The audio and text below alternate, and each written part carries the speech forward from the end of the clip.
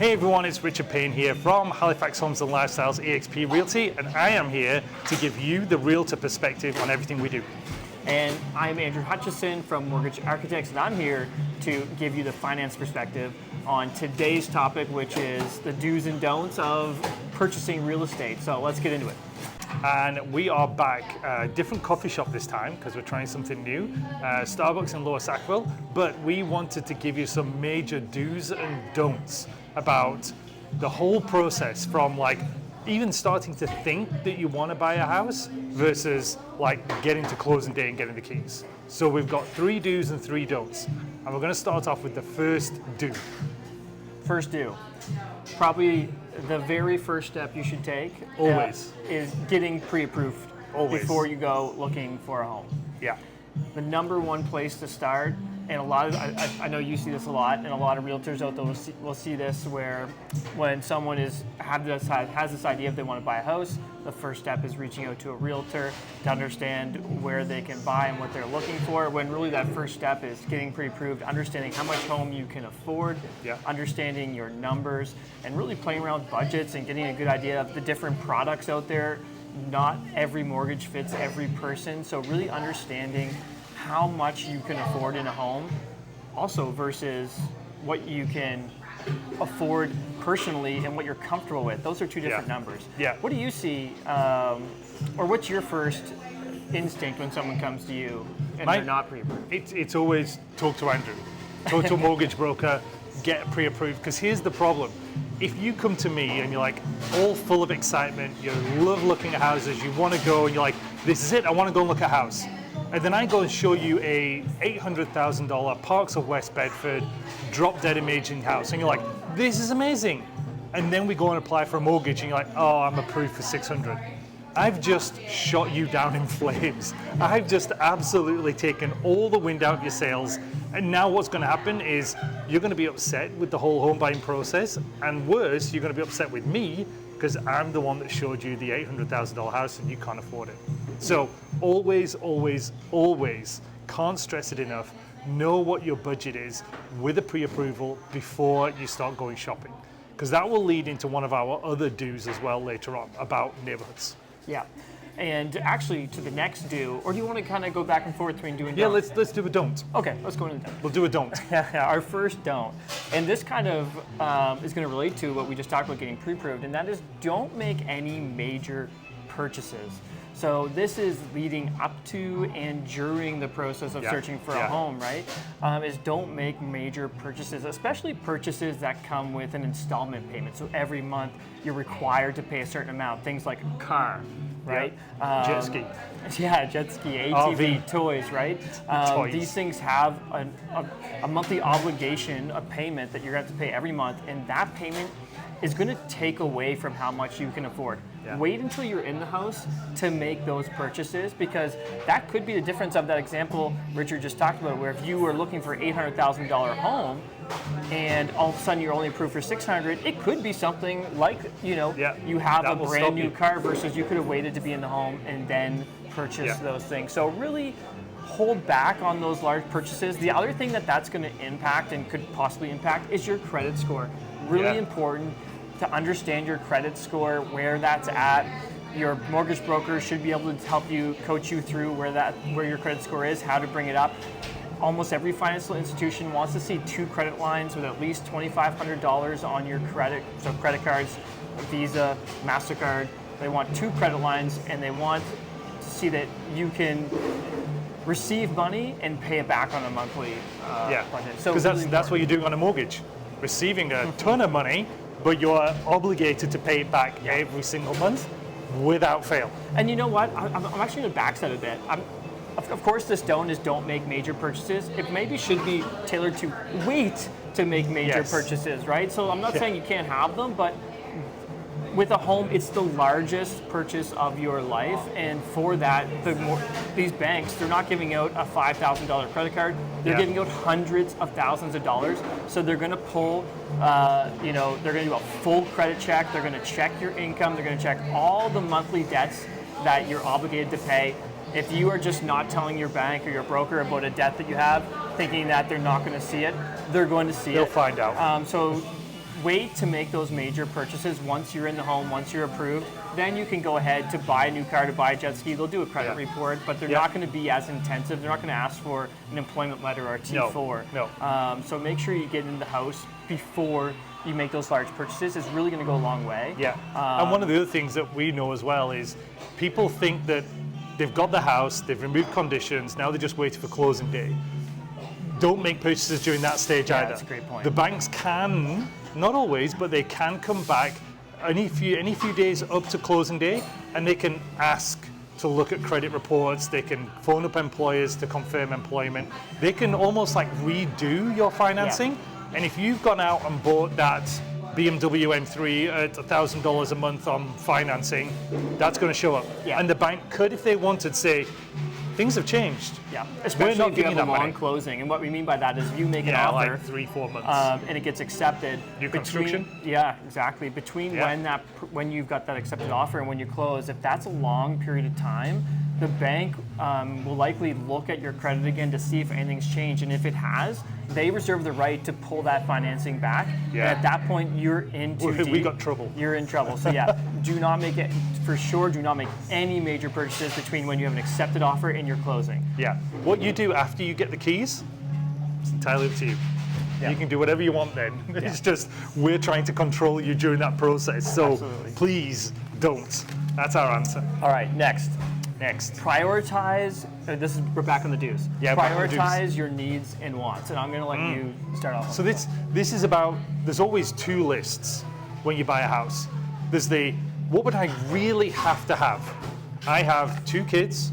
I have a dog. I need a fenced backyard. I need 3 bedrooms. Simple. That's a have to have. That's a need. Then you get into the wants. Well, it'd be really nice to have a attached garage. It would be really nice to have a ton of trees around the property. It would be really nice for a whole range of other things that you'd want. I'd really like to have a hot tub. So all of these things become the want list. It's the need list that we really have to focus on. Narrow that down to exactly what is important, because then we, realtors, can start searching and making sure that we tick that off. Because the wants are the things that make a house 9 out of 10 a 10 out of 10. You're not, I won't lie to you, you will not find the 10 out of 10 house. Or if it is, it's rare, very rare. And if you, when you make this list, it's really important too, because there are some things that are on your needs list that if you know what that is, the financing aspect can actually help here, which is through a product called Purchase Plus Improvement. So let's say you need 4 bedrooms. They don't all need to be on the same level, but you need 4, and there's only 3 up, and maybe there's an opportunity to put one in the basement. Extension, you can do a Purchase Plus Improvements, basically work the cost of creating an extra bedroom in the basement in order to meet that need. So understanding options there too, but understanding your list really is going to help you make those decisions. And it makes my life a lot easier. When you come to me saying, I just want a nice home for $500,000. Okay? One of the, actually, here's another big want or need is I need to be within 200 meters of public transport because I don't have a car. That's a great one. Need to be within 20 minutes of my commute to work because I work in accident and emergency room. I need to be contactable to get to that hospital in 20 minutes or less. That's a need. You need a south-facing house? You can need that. You might want it. I think that's a want. But anyways, All right. Another do. Okay, back to the don'ts. Is do not skip on an inspection. And I feel like this is one where when you're buying a house, there's so many different costs involved that I feel like this is one people are like, let's just sweep down a rug. It's not a big deal. Just because there's so many different numbers thrown everywhere. I'm going to let you answer this. But it's again such a big don't. You go through buying a house, there are a variety of conditions on your agreement to purchase and sale, one of which is the financing. But then you get into the other conditions, house inspection, house insurance, maybe it's a drilled well, quality, quantity, and a septic field, as well as lawyer. Those are like your major 6 or 4 conditions, depending if there's something that get dropped. The biggest thing we're finding with people is it's all well and good to bring your dad along, and your dad's looking at the house, is like, oh yeah, that's fixable, yeah, that's not a problem, yeah, there's a bit of mold over there, that's okay, don't worry about it.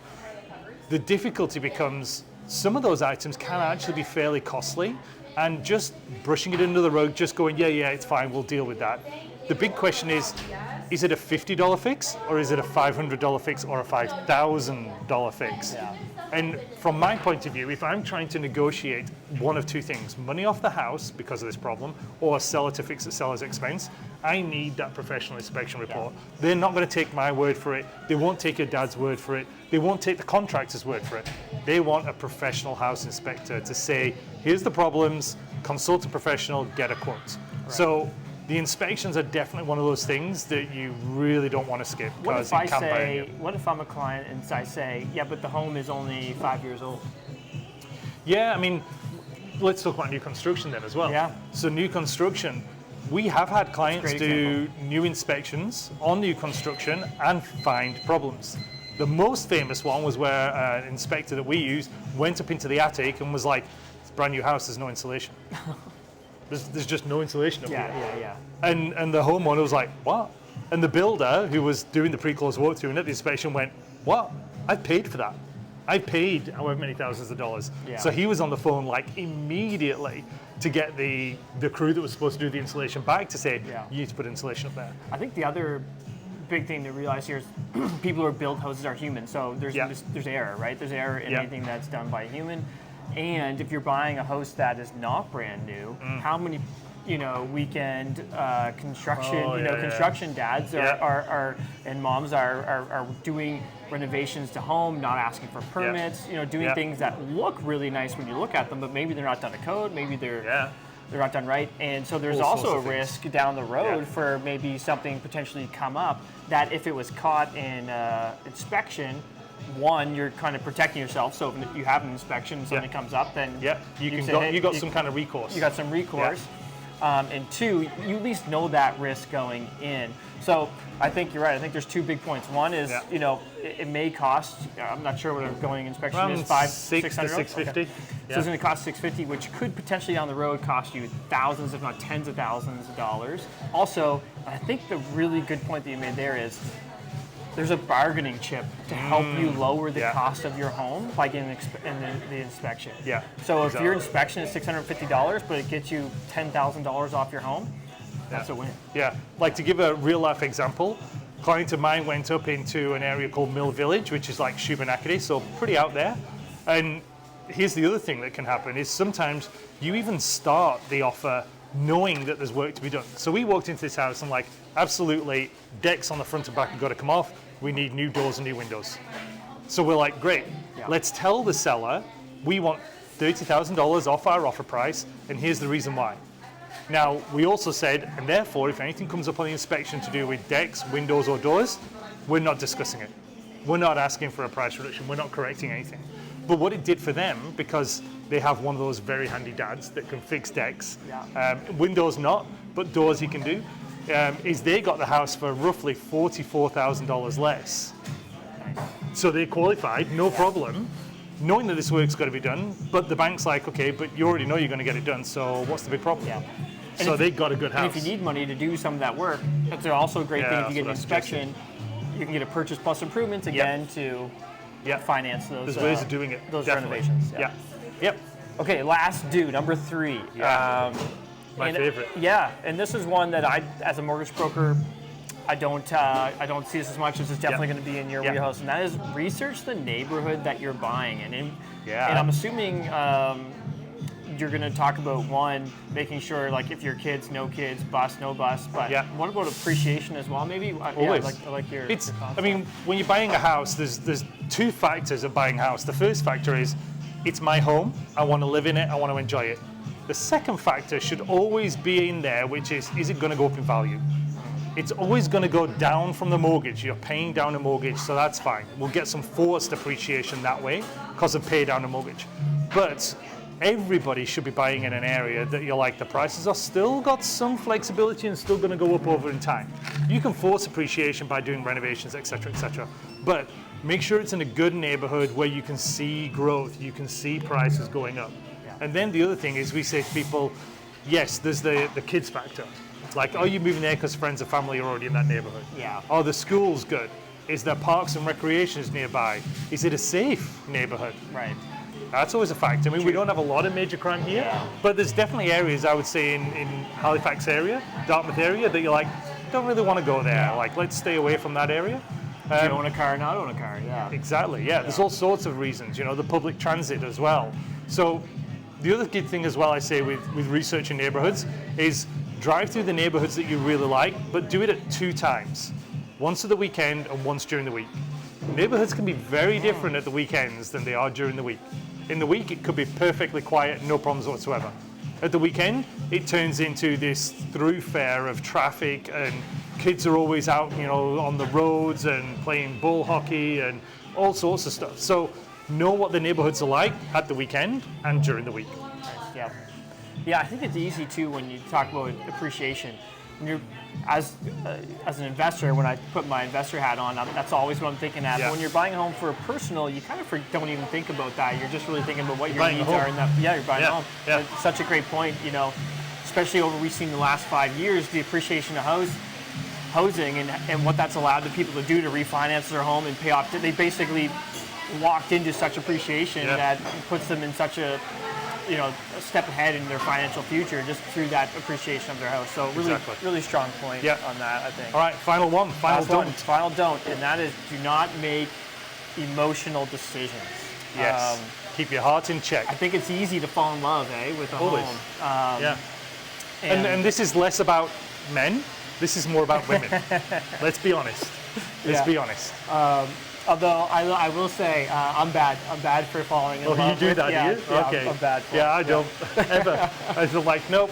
That's Jane. Jane's the wife. She loves it. And you know what? I'm in a situation where I've bought and sold multiple homes now, so it's easier for me to say that than when my first time that I bought a home.